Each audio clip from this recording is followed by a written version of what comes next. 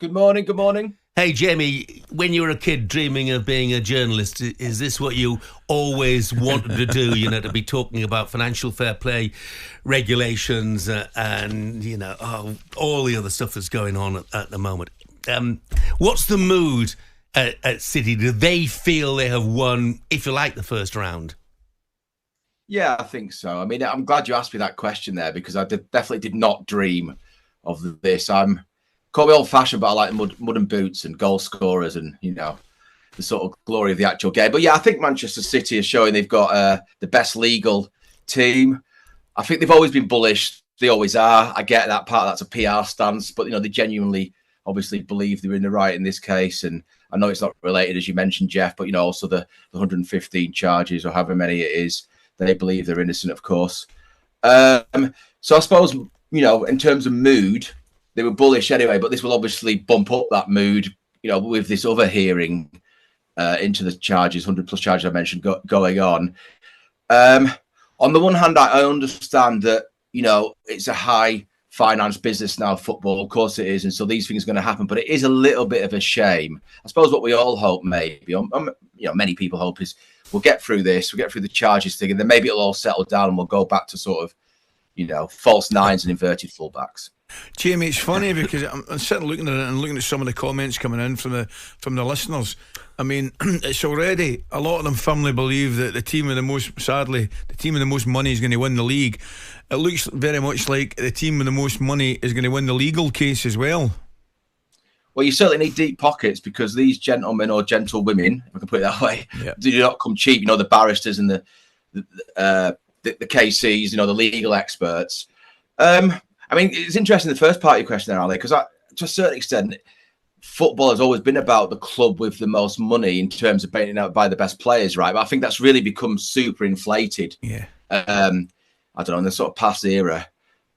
Because, let's have it no other way. Manchester City would not be champions for however many years they've been, last 4 and, 7 and last 8 without a lot of cash being able to buy these great players. Obviously, you need a very good manager, but that also costs as well. So I suppose what we're seeing is just a natural extension of what it's always been about. Yeah. Certainly the last, 40, 50 years. I take your point.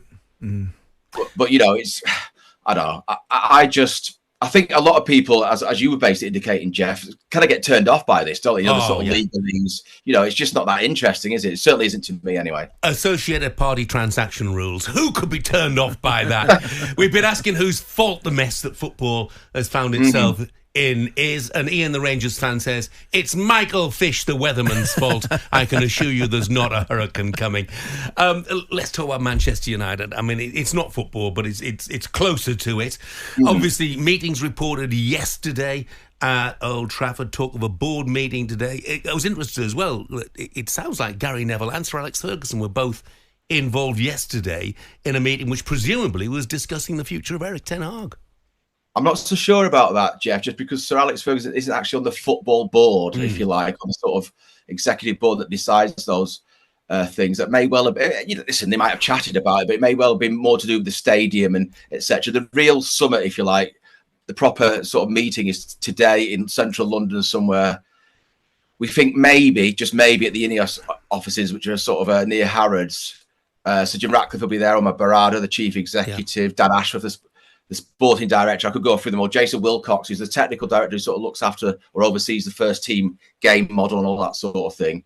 If you ask me a slightly different question, will he go? I'm not so sure. I don't think, certainly within the club yesterday, Manchester United, the actual football club, the people there I was sort of hearing from, there was no indications that, the trigger was going to be pulled. And often they do get them because they have to prepare releases or whatever it might be. Now, I'm not saying at all, that means that he's staying, but there's a little bit of tea leaf reading there. So I think it could go either way.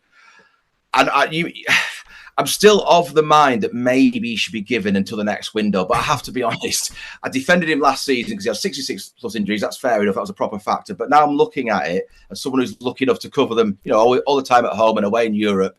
So I was in Porto, for example. You could argue they're still playing for him. Maguire comes on and scores an added time header, great header, brilliant header, equalises, shows a lot of spirit.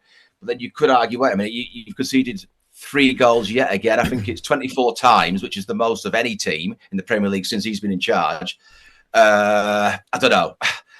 I can see the case for and against, but I would not be surprised if he does stay. It's a funny one, Jamie, looking at it. Okay, my take on it right now, looking at it, it's just a kind of stay of execution. I really do. I cannot see any way back for him right now. And my reason for saying that, Jamie, is I just don't think I see enough improvement in the team, which is obviously the biggest thing.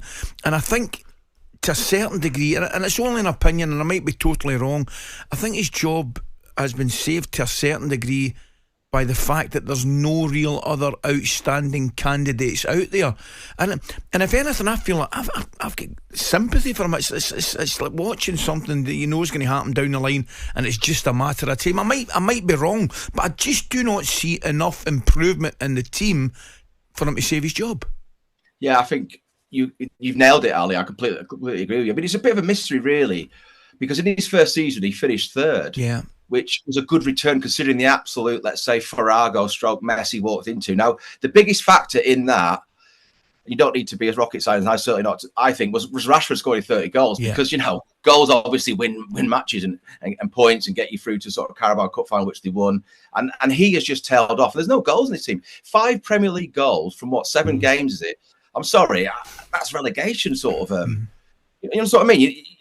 It's just very, very baffling, and they don't create much. They can't finish.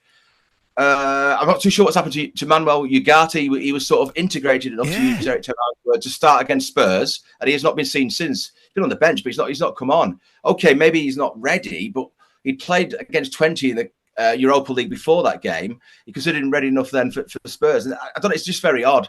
He's a player who's been signed 5 weeks ago now. Surely he's a top pro with the PSG. That's enough time, you would think. So that's just one example of the sort of the baffling kind of stuff that's going on. It's not sort of helping Eric. So yeah, I mean, it is. I hear what you're saying. A lot of the fans I speak to, my son's a Manchester United fan. He just thinks, he's 13-year-old. He thinks if he doesn't go now, it is kind of inevitable. Maybe it will not. The only thing I'll throw in there is a little bit of romance. You never know in sport. We have seen massive turnarounds in all sorts of sports sometimes. You think, a bit of a fairy tale. You never know, but maybe I'm being very naive saying that. I don't know. Look, Jamie, thank you very much indeed. Thanks, Jamie. Get back down to that associated party transaction rules homework. Thank you. talkSPORT Breakfast, waking you up Monday to Friday morning from 6 a.m. on AM, on DAB, via the talkSPORT app and on your smart speaker. talkSPORT.